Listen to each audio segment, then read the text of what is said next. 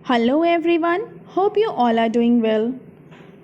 हमने हमारे पिछले क्लास में ह्यूमन ब्लड और उसके कुछ पार्ट्स के बारे में पढ़ा था, राइट?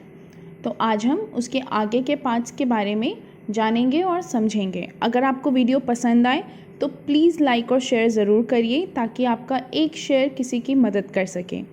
ओके, तो चलिए आइए आज का टॉपिक हम स्टार्ट करते हैं। जैसे कि मैंने आपको बताया, पिछले क्लास में हमने हमारे ब्लड के कुछ सॉलिड पार्ट्स के बारे में जाना था, जिसमें हमारा पहला पार्ट था रेड ब्लड सेल्स। तो आज हम उसके आगे के पार्ट्स के बारे में जानेंगे, जो कि है हमारा वाइट ब्लड सेल। ओके, क्या है white blood cells? White blood cell को हम एक और नाम से जानते हैं, ल्यूकोसाइट और कॉर्पस्कल।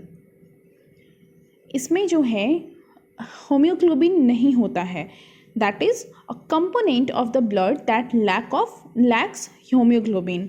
इसमें क्या होता है, हमारे वाइट ब्लड सेल में होम्योग्लोबिन नहीं होता है, जिसकी वजह से इसका कलर रेड नहीं होता है।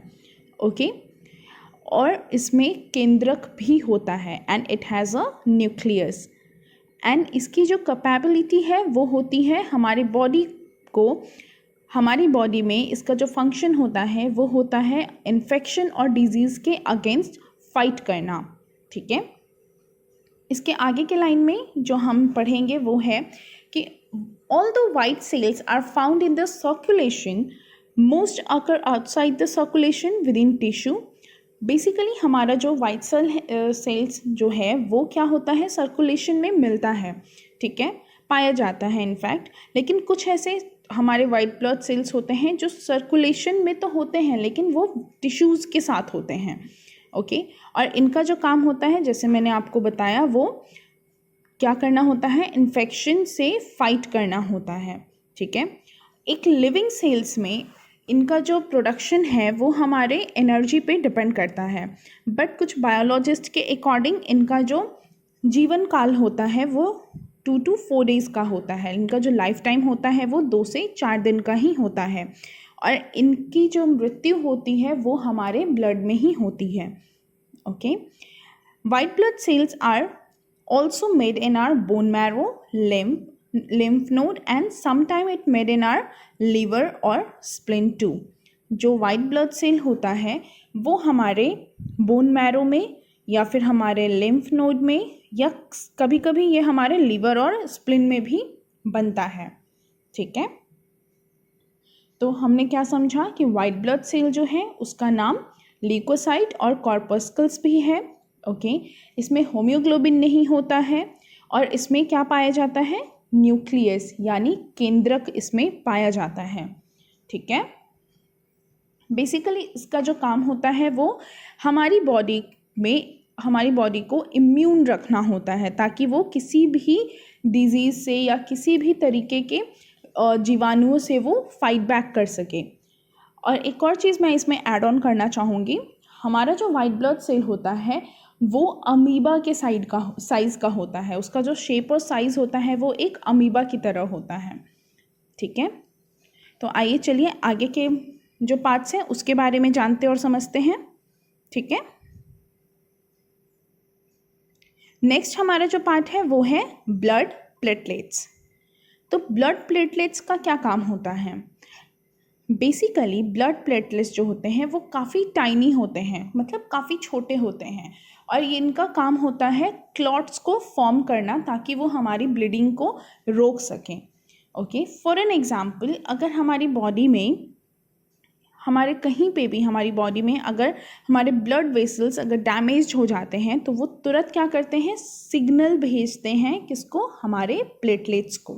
Okay, platelets are tiny blood cells that help our body form clots to stop bleeding. If one of our blood vessels gets damaged, it sends out signals to platelets। अगर हमारा कोई भी blood vessel अगर damage हो जाता है तो वो तुरंत सिग्नल भेजता है हमारे प्लेटलेट्स को, और उसी वक्त हमारा जो प्लेटलेट है वो रश करके यानी भाग के आता है हमारे उस साइड पे जहाँ पे हमारा जो भी हमारे ब्लड वेसल्स हैं वो डैमेज हुए हैं, और वहाँ आकर वो क्या करता है, क्लॉट करता है ताकि जो डैमेज है वो फिक्स हो सके, ठीक है। एक नॉर्मल एडल्ट में जो ब्लड प्लेटलेट्स का जो काउंट होता है वो होता है 1,50,000 to 3,50,000 पर माइक्रोलीटर।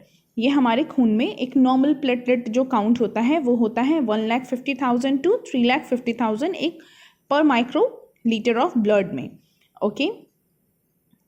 बट इसका ब्लड वॉल्यूम के ऊपर भी डिपेंड करता है, लाइक थोड़ा सा फ्रैक्शन हो जाता है अगर हमारा ब्लड वॉल्यूम के ऊपर इसका प्लेटलेट काउंट्स जो है वो थोड़ा डिफर भी करता है।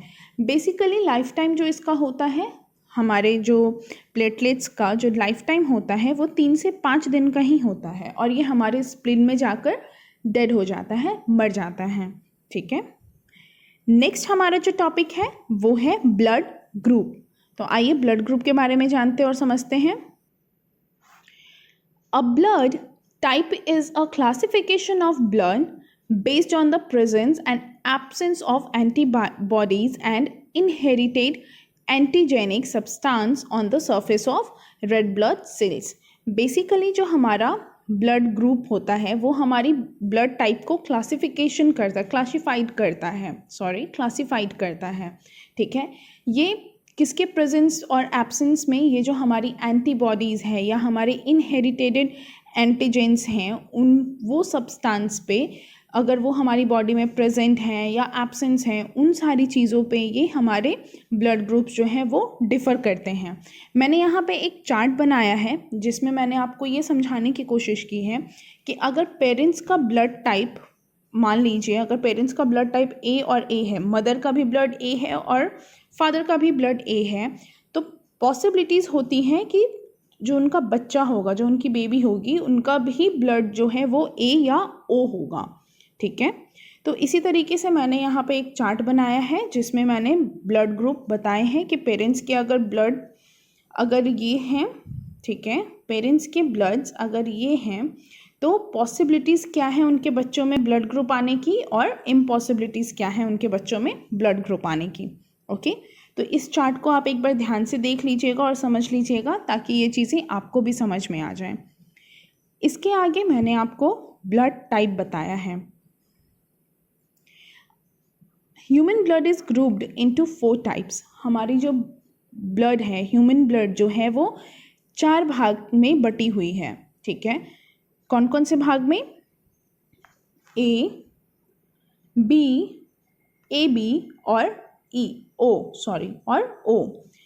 ये जो लेटर्स हैं, ये हर letter, each letter refers to a kind of antigen और protein on the surface of RBC, red blood sales.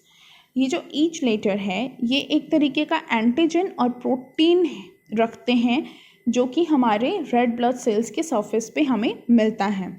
For an example, अगर रेड ब्लड सेल्स के सरफेस पे अगर आपको ए ब्लड मिलता है, इट मीन्स कि जो एंटीजेंस है वो ए एंटीजन है। कौन सा एंटीजन है? ए, ठीक है। इसी तरीके से मैंने इसी को समझाने के लिए यहाँ पे एक और चार्ट बनाया है जिसमें मैंने टाइप लिखा है ए पॉजिटिव। तो आप इसमें किन लोगों को ब्लड आप डोनेट कर सकते हैं और कौन से ब्लड ग्रुप वाले लोग आपको ब्लड डोनेट कर सकते हैं, वो चीज़ें आप इस चार्ट से यहाँ पता कर सकते हैं।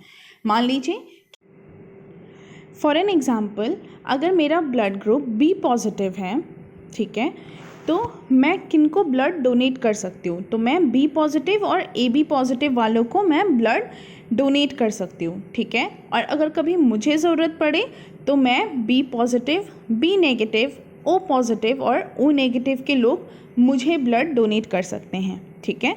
उसी तरीके से यहाँ पे और भी ब्लड ग्रुप्स दिए हुए हैं, आप देख सकते हैं, और इनमें आप किसको ब्लड जो है आप डोनेट कर सकते हैं और कौन से ब्लड ग्रुप वाले आपको ब्लड डोनेट कर सकते हैं, ये चीज़ें यहाँ पे मेंशन की हुई हैं इस चार्ट में।